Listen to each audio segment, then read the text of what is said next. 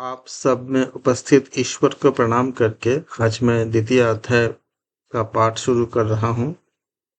श्रीमद् भागवत महापुराण दूसरा अध्याय। उद्धव जी द्वारा भगवान की बाल लीलाओं का वर्णन।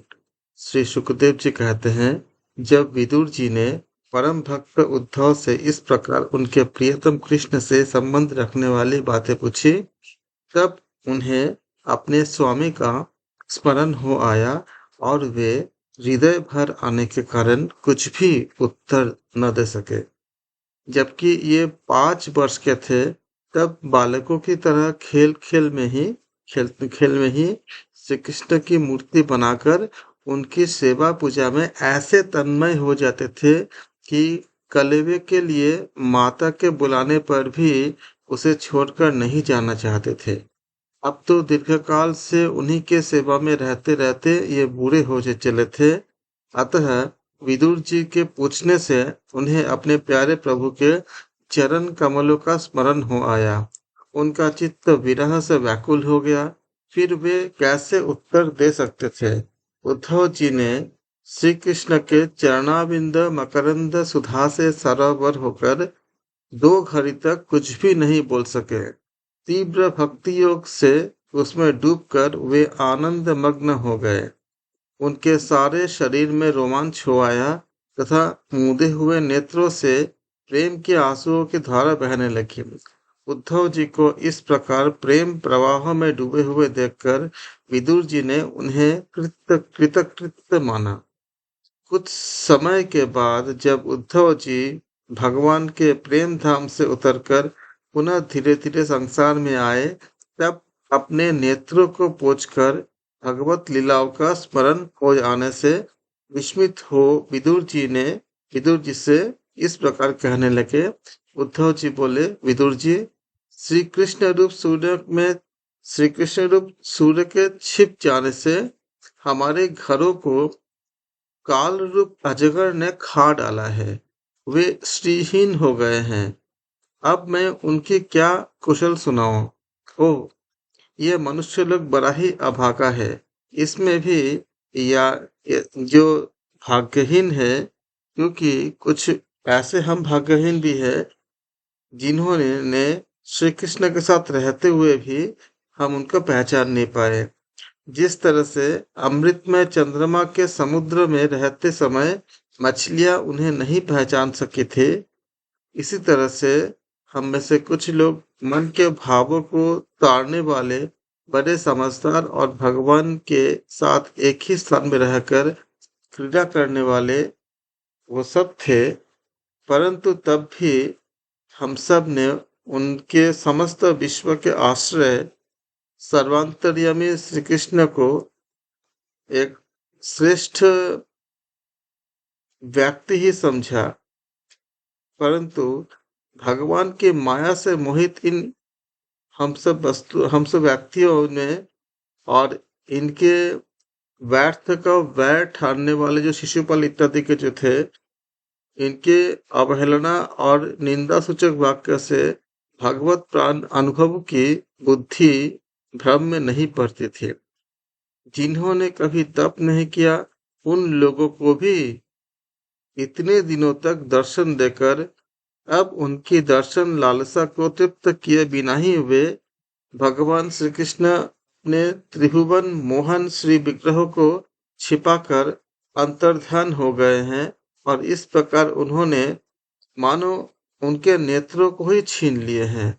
भगवान ने अपनी योग माया का प्रभाव दिखाने के लिए मानव लीला के योग्य जो दिव्य श्री विग्रह प्रकट किया था, वो इतना सुंदर था कि उसे देखकर सारा जगत तो मोहित हो ही जाते थे। वे स्वयं भी विस्मित हो जाते थे। सौभाग्य और सुंदरता की पराकाष्ठा थी उस रूप में। उससे आभूषण यानी अंगों के गहने भी विभूषित हो जाते थे। धर्मराज युधिष्ठिर के राजसूय यज्ञ में जब भगवान के उस नयनाभिराम रूप पर लोगों की दृष्टि पड़ी थी, तब त्रिलोकी ने यही माना था कि मानव सृष्टि की रचना में विधाता की जितनी चतुराई है, सब इसी रूप में पूरी हो गई है। उनके प्रेम पूर्ण हास्य विनोद और लीला में चितवन से सम्मानित होने पर ब्रज बालाओं की आंखें उन्हीं की ओर लग जाती थी और उनका चित्त भी ऐसा तल्लीन हो जाता था कि वे घर के काम धंधों को अधूरा ही छोड़कर जड़ पुतलियों की तरह खड़ी हो जाती थी। चराचर जगत और प्रकृति के स्वामी भगवान ने जब अपने शांत रूप महात्माओं को अपने ही घोर रूप असुरों से सताए जाते देखे, तब वे करुणा भाव से द्रवित हो गए और अजन्मा होने पर भी अपने अंश बलराम जी के साथ काष्ठ में अग्नि के समान प्रकट हुए। अजन्मा होकर भी वासुदेव जी के यहाँ जन्म लेने की लीला करना, सबको अभय देने वाले होने पर भी मानो कंस के भय से व्रज में जाकर कंस के भय से व्रज में जाकर छिपा रहना और अनंत पराक्रमी होने पर भी काल यमन के सामने मथुरापुरी को छोड़कर भाग जाना, भगवान के ये लीलाएं याद आकर मुझे बेचैन कर डालती है। उन्होंने जो देवकी वासुदेव के चरण वंदना करके कहा था कि पिताजी माताजी, कंस का बड़ा भय रहने के कारण मुझसे आपकी कोई सेवा न बन सकी। आप मेरे इस अपराध पर ध्यान न देकर मुझ पर प्रसन्न हो। श्री कृष्ण की ये बातें जब याद आती है, तब आज भी मेरा चित्त अत्यंत व्यथित हो जाता है। जिन्होंने काल रूप अपने भ्रुकुटी विलास से ही पृथ्वी का सारा भार उतार दिया था, उस कृष्ण के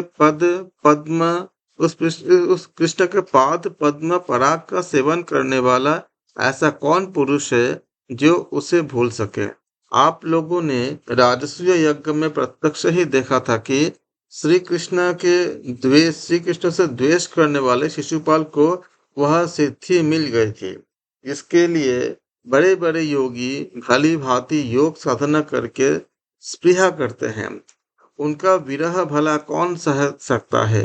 शिशुपाल के ही समान महाभारत युद्ध में जिन दूसरे योद्धाओं ने अपनी आंखों से भगवान श्री कृष्ण के नयनाभिराम मुख कमल का मकरंद पान करते हुए अर्जुन के बाणों से बींध कर प्राण त्याग किया, वे पवित्र होकर सबके सब भगवान के परम धाम को प्राप्त हो गए।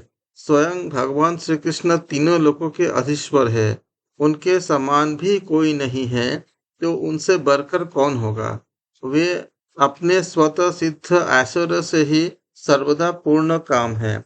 इंद्रादि असंख्य लोकपालगण नाना प्रकार की भेंटें ला लाकर अपने अपने मुकुटों के अग्रभाग से उनके चरण रखने की चौकी को प्रणाम करते हैं। विदुर जी, वे ही भगवान श्री कृष्ण राज सिंहासन पर बैठे हुए उग्रसेन के सामने खड़े होकर निवेदन करते हैं, देव हमारी प्रार्थना सुनिए।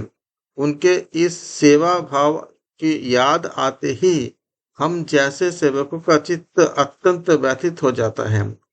पापिनी पुतना ने अपने स्तनों में हलाहल विष लगाकर श्री कृष्ण को मार डालने की नियत से दूध पिलाया था, उसको भी भगवान ने वह परम गति दी जो धाय को मिलनी चाहिए। उन भगवान श्री कृष्ण के अतिरिक्त और कौन दयालु है जिसकी शरण ग्रहण करे।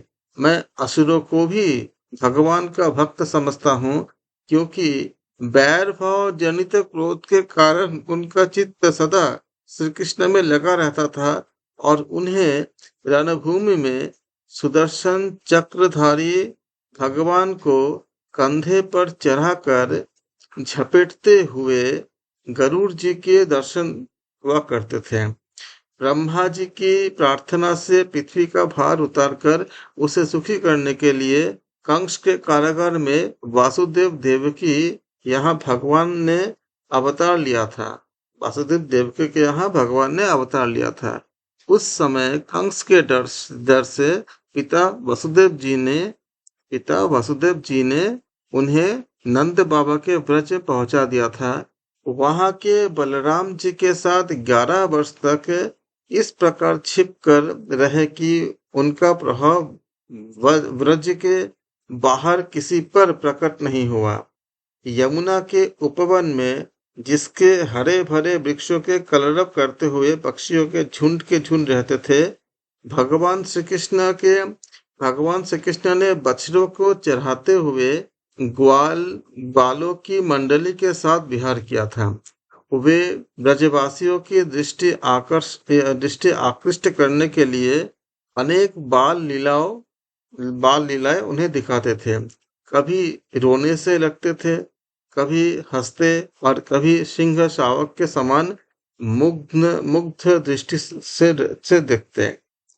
फिर कुछ बड़े होने पर वे सफेद बैल और रंग बिरंगी शोभा की मूर्ति गौवों को जैसे कुछ बड़े होने पर वे सफेद बैल और रंग बिरंगी शोभा की मूर्ति गौवों को चराते हुए अपने साथी गोपों की बांसुरी बजा बजा कर रिझाने लगे।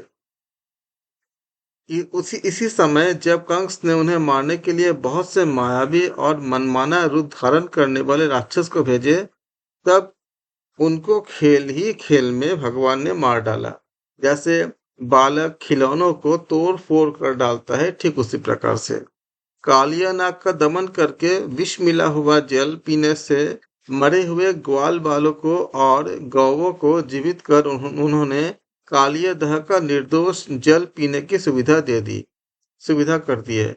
भगवान श्री कृष्ण ने बढ़े हुए धन का सद्व्यय कराने की इच्छा से श्रेष्ठ ब्राह्मण के द्वारा नंद बाबा से गोवर्धन पूजा रूप गो यज्ञ करवाया।